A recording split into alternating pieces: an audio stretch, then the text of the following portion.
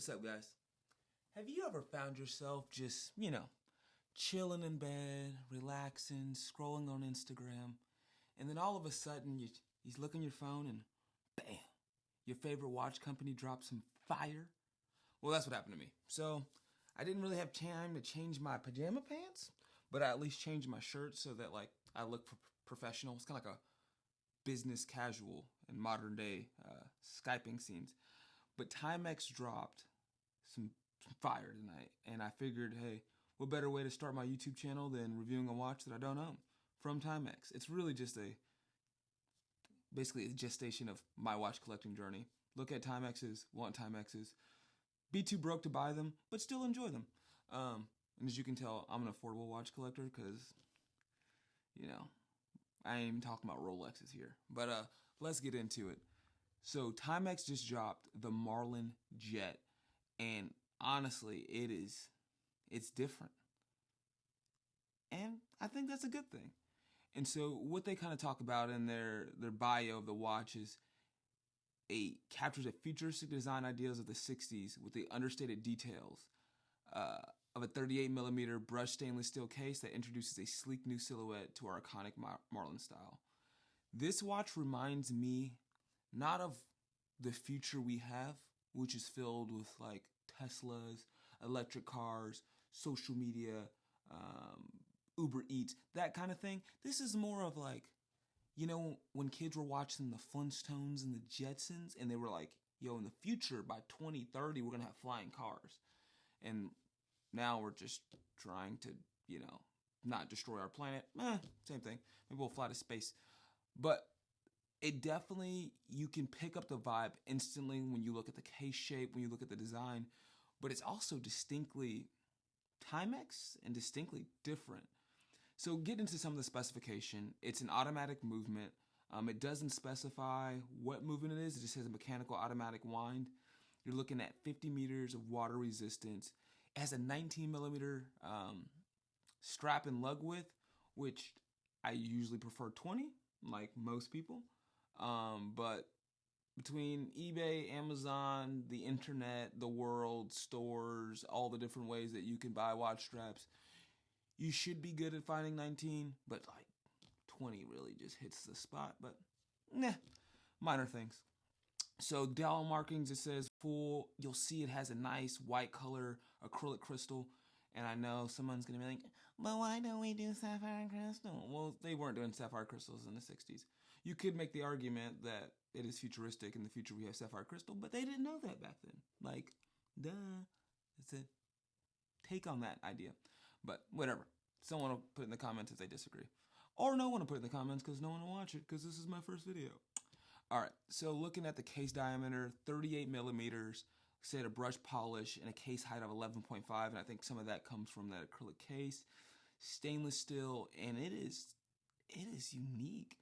Now, a couple things though that they haven't quite sold me on is the subdial.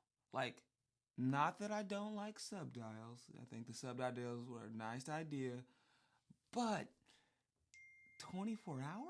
Like, could we do a second?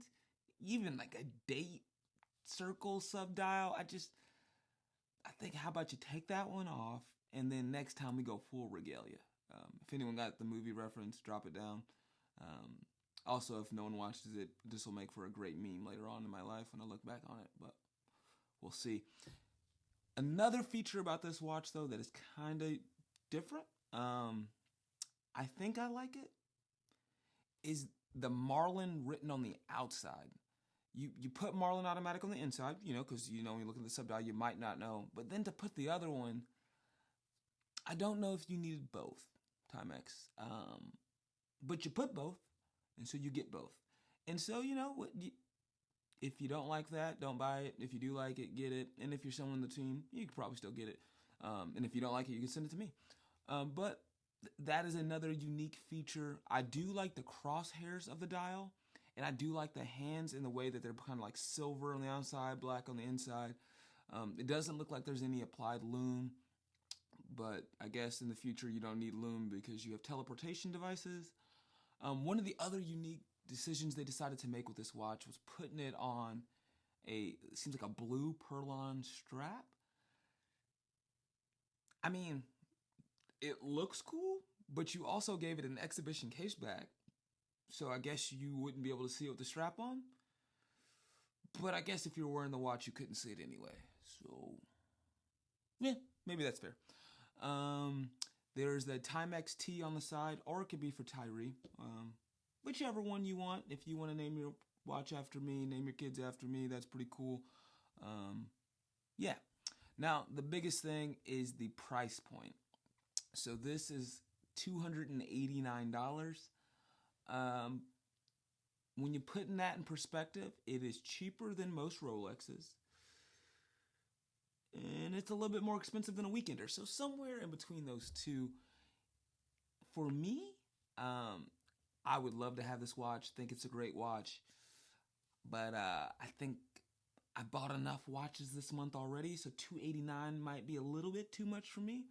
But I really think if you put that with a 15% off coupon for signing up with a new email, you really like the watch, like, could be a pretty good value. I think this also kind of shows what Timex is doing with some of their watches. Like, they're really stepping up their game into, I won't say like luxury, but upping up, I would say, the watch collector realm. You see, because like I don't think an average person is dropping $289 unless it's like an Apple Watch type thing, and I don't know how much Apple Watches cost anymore. So it's just right above that cusp line for like entry level collectors when you're like, you know what, I want to get my first iMac watch, or oh, I want to get a gift for someone, but it's not quite to the the Tudors and the expensive Seikos levels. But I'm excited to see where Timex goes in this path. I own multiple Galley S1s. I hope to one day own the Galley S2. And then, maybe one day I'll own this one. But if you want to buy it for me for my birthday, which is this year, that'd be awesome. Well, guys, this is my first video. Thanks for coming in to Wrist Unwound. If you would like subscribe, comment, all the things for the algorithm, that'd be clutch. I hear that it helps.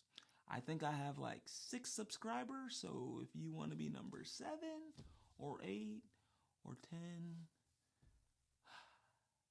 yeah, any of that would work out. But have a great day, guys, and come back to Wrist Unwound so we can unwound time together. Farewell, guys.